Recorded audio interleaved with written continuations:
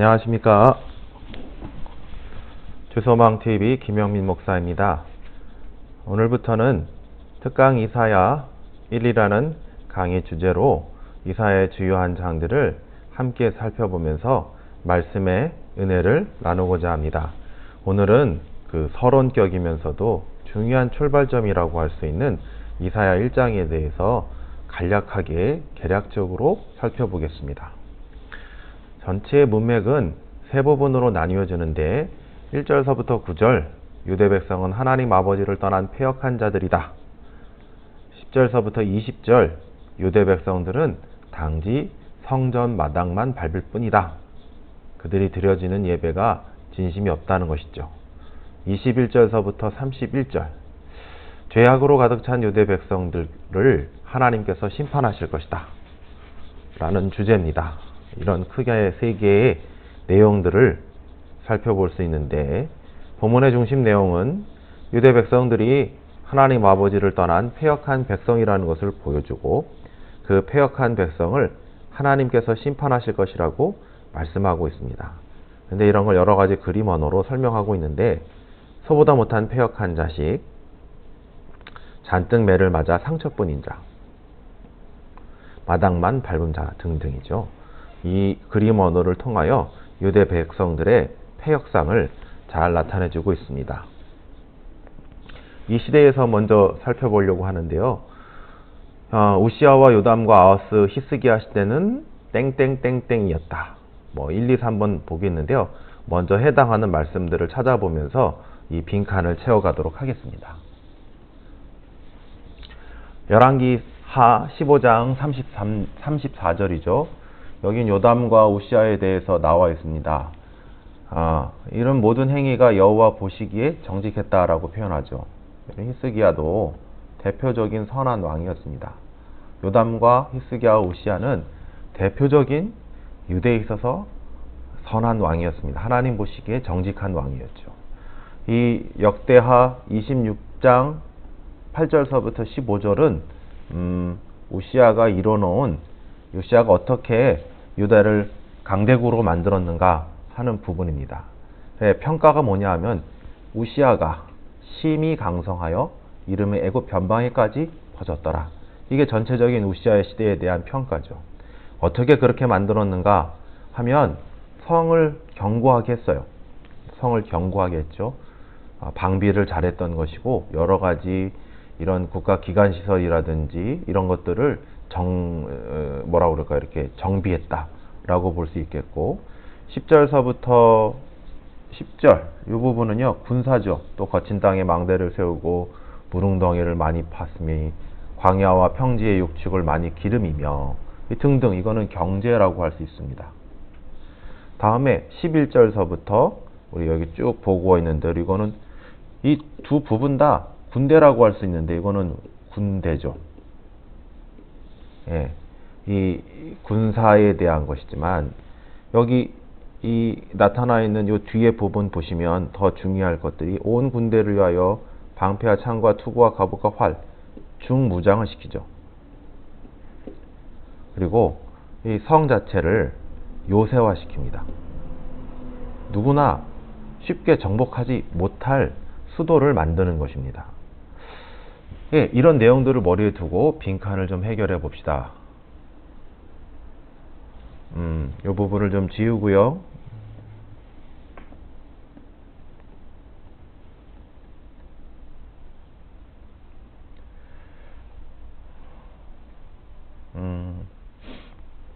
이걸 한꺼번에 지우는 게 있다는데, 하여튼 다음 방송 때까지 좀 보겠습니다.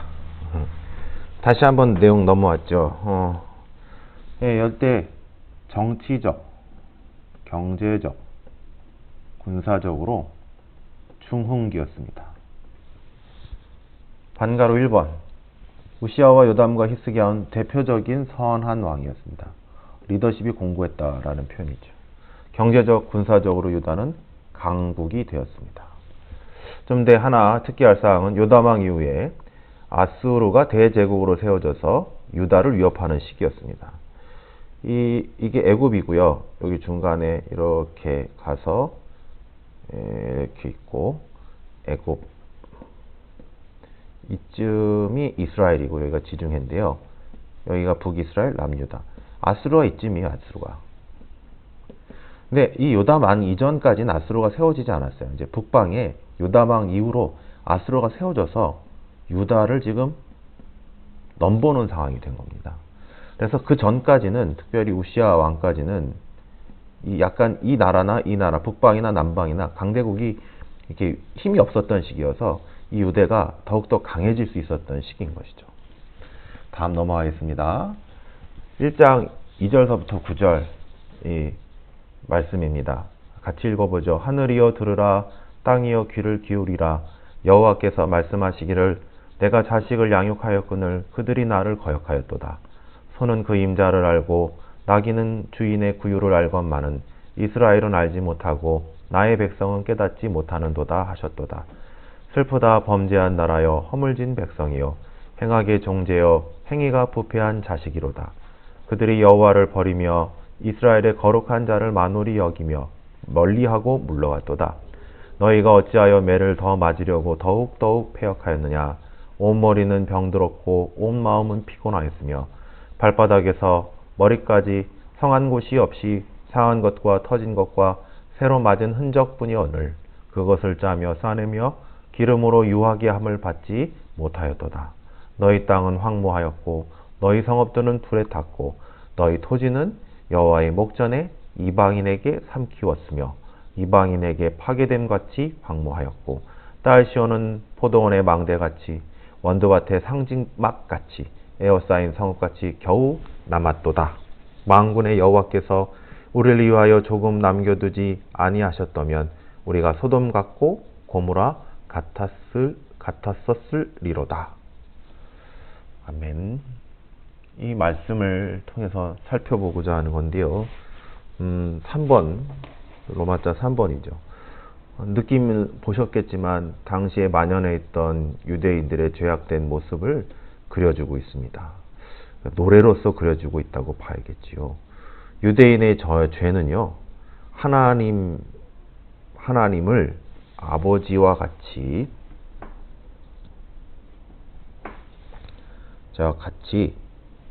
하나님은 아버지와 같이 은혜로서 자녀된 유대를 양육하였으나 그 자녀된 이스라엘이 떠나버린 것이죠. 그것에 대해서 뭐라고 지금 노래하고 있냐면 짐승보다 소보다 못한 어리석은 상태에 있는 자들이라고 말씀을 합니다. 하나님과의 언약을 파기한 패역한 백성들이죠. 3번이요. 하나님을 떠난 유대의 상태는 처참한 것을 보여주고 있습니다. 반가로 1번 하나님께 징계를 받아 온통 매를 맞아 성한 곳이 없다. 이 매를 맞는 법적 근거는 하나님과 이스라엘이 맺은 언약이죠. 이 부분을 참고하시면 좋을 것 같습니다. 이렇게 징계하시는 이유는요, 하나님께 돌아오게 함입니다. 돌아오게 하려고. 다음 보겠습니다. 반가로 2번. 유대는 추수밭에 버려진 오두막처럼 겨우 남아 있었고 소돔과 고모라 같았다 라는 부분입니다. 소돔과 고모라는요, 어떤 성읍이었나요? 소돔과 고모라는요, 의인 10명이 없어서 하나님의 유황불의 심판을 받았던 성읍으로 유대는 이 총체적인 타락의 도시와 비교하고 있는 겁니다. 타락의 도시와 비교하여서 유대의 영적인 상태가 깊은 어둠 가운데 있다는 것을 알려주고 있는 것입니다. 다음 보겠습니다. 10절서부터 20절까지의 말씀인데요. 다 읽어보겠습니다. 너희 소돔의 관원들아. 계속 소돔과 고모라가 나와요.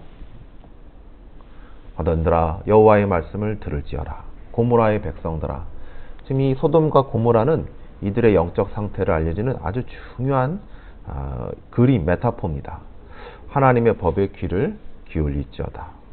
그러면서 11절 여호와께서 말씀하시되 너희의 무수한 재물이 내게 무엇이 유익하니요 나는 수량의 번제와 살찐 짐승의 기름에 배불렀고 나는 수송아지나 어린 양이나 수렴새 피를 기뻐하지 아니하노라 하면서 여기 부분 12절 중요한 부분만은 골라서 내 마당만 밟을 뿐이다.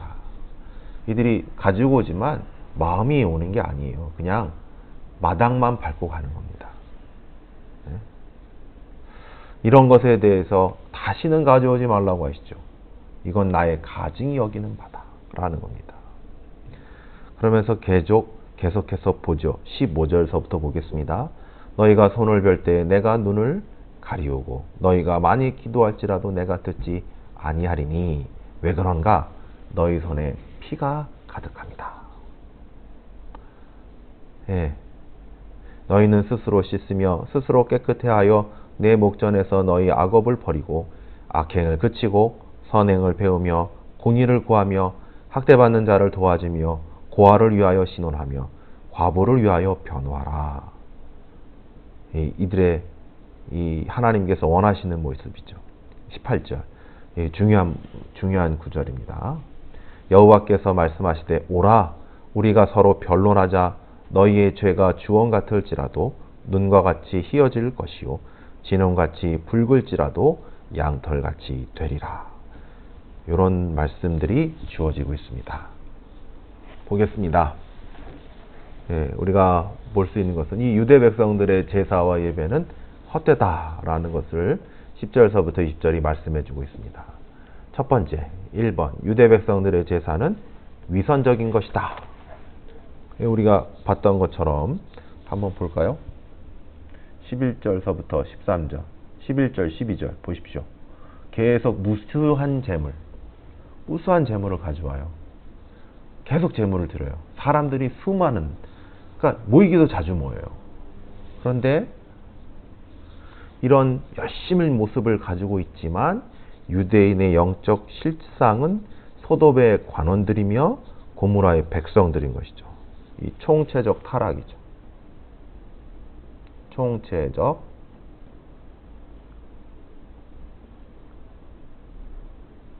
타락입니다.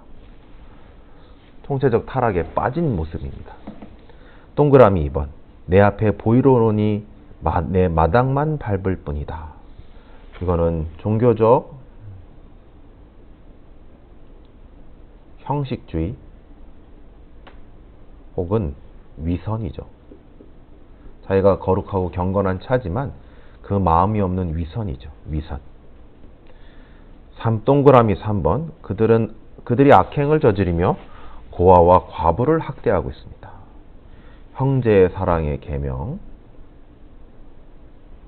형제의 사랑의 계명에 불순종하고 있죠. 불순종하고 있습니다. 2번 여러분 이런 제사를 받겠어요? 2번이 당연한 거죠. 하나님은 이 제사를 받지 않기 때문에 기도를 드려도 듣지 않는 그렇기 때문에 헛된 것입니다. 헛된 것. 1번 2번의 반가로 1번 하나님은 이와 같은 위선적 제물의 피를 기뻐하지 않습니다. 이 같은 제사는 헛된 것이며 그들의 기도를 듣지 않으십니다. 다음 페이지 넘어가겠습니다. 하나님이 그럼 원하는 건 뭐냐? 진정한 예배와 제사는 하나님께 돌아가는 것. 이게 18절서부터 20절이죠. 하나님이 원하시는 것은 하나님께로 돌아가는 것. 진심으로 회개하는 것. 이 부분, 이 회개가 도대체 뭐냐 했었을 때 다윗의 예를 들 수 있어요. 다윗이 시편 51편 16절 17절에 이 51편은 동세 밧세바 동친한 후 선지자 나단이 저희의 온 때에 쓴 시인데 주는 제사를 즐겨 아니니 하시나니 그렇지 않으면 내가 드렸을 것이라. 주는 번제를 기뻐하지 아니하시나이다. 하나님이 구하시는 제사는 뭐라고요? 상한 심령이라. 하나님이여 상하고 통회하는 마음을 주께서 멸시치 아니하시리라. 상하고 통회하는 마음을 하나님이 원하고 계신 겁니다. 이게 바로 회개죠. 이게 바로 회개예요.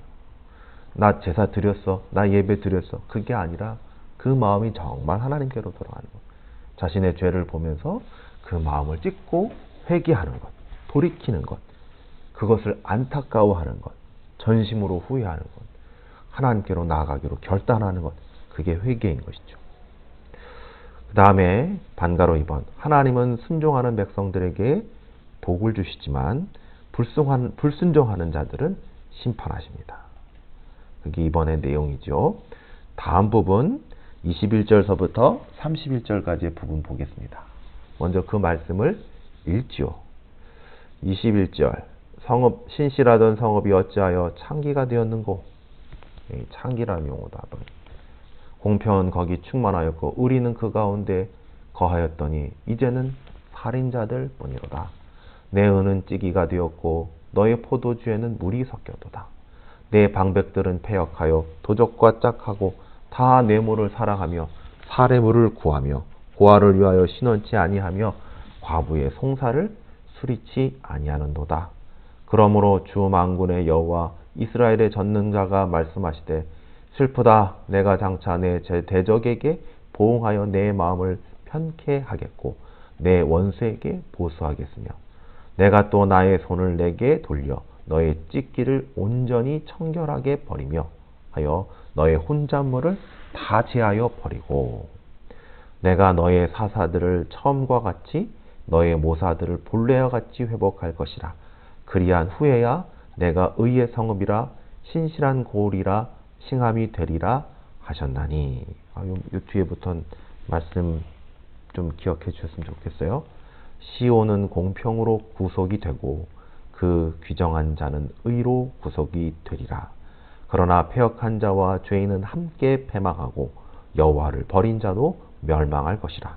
너희가 너희의 기뻐하는 상수리 나무로 인하여 부끄러움을 당할 것이요 너희가 너희의 택한 동산으로 인하여 수치를 당할 것이며 너희는 잎사귀 마른 상수리 나무 같을 것이요 물 없는 동산 같으리니 강한 자는 사물하기 같고 그의 행위는 불티 같아서 함께 탈 것이나 끌 사람이 없으리라. 아멘. 이제 앞으로 이 주론 여기서의 내용은 심판이죠. 심판. 심판할 것이다. 하나님께서. 왜? 그 백성들을 정결케 하고 거룩케 하기 위해서 그 죄인들인 유다 백성들을 심판할 것이다. 라는 내용이 이 본문의 말씀에 있습니다. 유대의 죄악이 가득한 성읍이 되어버렸다는 것이 21절서부터 31절까지의 말씀이고 특별히 21절서부터 23절은 어떤 상해버린 성읍의 이미지가 있습니다. 원래 예루살렘의 이름의 뜻은 평화의 도시로 하나님의 정의와 공의의 통치가 임하여 하나님의 샬롬, 평화가 충만한 곳이다 라는 뜻입니다. 그런데 이런 성읍이 어떻게 되었냐면 우리 이사야서 1장 21절 보십시오. 신실하던 성읍이 창기가 되었습니다. 창기가 되었고 이제는 무엇뿐이라고요? 살인자뿐입니다.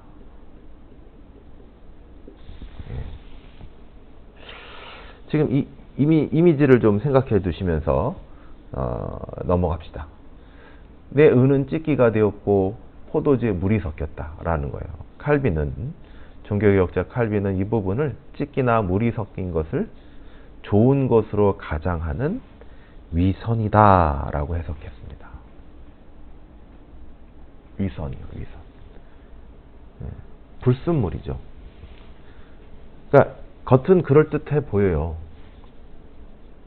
그럴듯해 보여. 포도주에 물 넣는다고 포도주가 아닌 것 같은 색깔은 아니잖아요.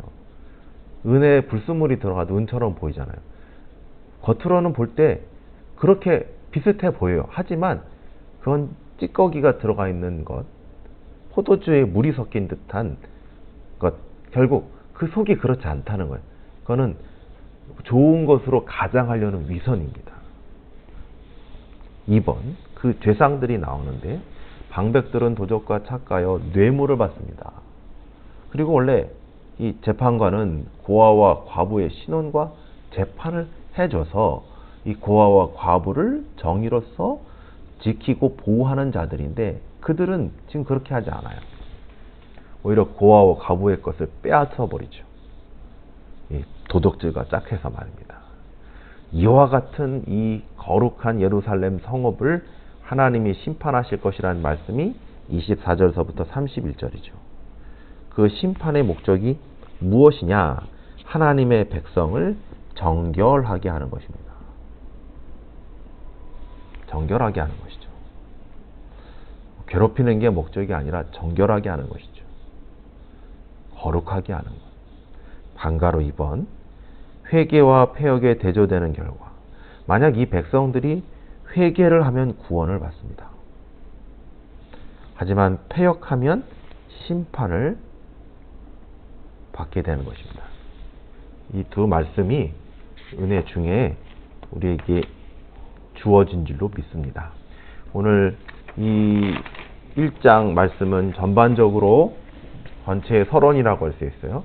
다시 한번 이 시대의 군사적, 정치적, 경제적 중흥기를 이루었지만 그들이 점점 하나님을 떠나버렸고 이 폐역해져가는, 타락해져가는 유대의 모습을 그리고 있어요. 그러면서 이것에 대해서 이사야 선지자가 경고하면서 이 백성들이 돌아올 것을 지금 하나님께로 돌아오라고 권면하고 있으며 회개를 촉구하고 있는 장이 바로 이사야서 1장일 것입니다. 어쩌면 이 모습은 오늘날의 한국교회와도 많이 닮아 있습니다. 분명히 사람들이 많이 모이고 각종 예배가 드려지죠. 11시 예배, 1부 예배, 2부 예배, 3부 예배, 젊은이 예배, 혹은 노인분들을 위한 노인대학 예배, 몸이 불편하신 분들을 위한 장애인 예배, 외국인 노동자들을 위한 여러 외국어 예배들이 한국교회 내에는 많습니다. 이 예배 자체가 많은 것이 문제이겠습니까? 예배를 많이 드리고 다양한 예배의 형태가 있다는 것은 어쩌면 복이겠지만 다양한 예배가 드려지고 또 많은 사람이 참여하고 겉으로는 경건해 보이지만 속으로는 아무 그 믿음의 실체가 없고 오히려 그의 손에 이 지금 유대 백성들을 비판했던 죄악들이 한국교회의 믿음의 동역자님들 가운데 가득하다면 우리도 역시 종교적 형식주의에 빠져서 정말 교회 마당만 밟고 돌아가는 것일 수도 있습니다. 사랑하는 믿음의 동역자 여러분, 우리는 죄에 대해서 항상 더디 인식하게 마련이며 죄악을 짓고 있는 자신에게 한없이 관대하기 쉽습니다. 때문에 이 말씀을 우리가 더 들어야 되는 것입니다. 우리가 정말 소돔과 고모라 같진 않은지, 정말 창기와 살인자 같진 않은지 우리의 영적 상태를 점검해 보시면서 이 귀한 이사야 1장의 말씀을 다시 한번 묵상하시기를 부탁을 드리겠습니다. 끝까지 방송을 들어주신 동역자님께 감사를 드리며 구독과 좋아요를 부탁드리겠습니다. 감사합니다.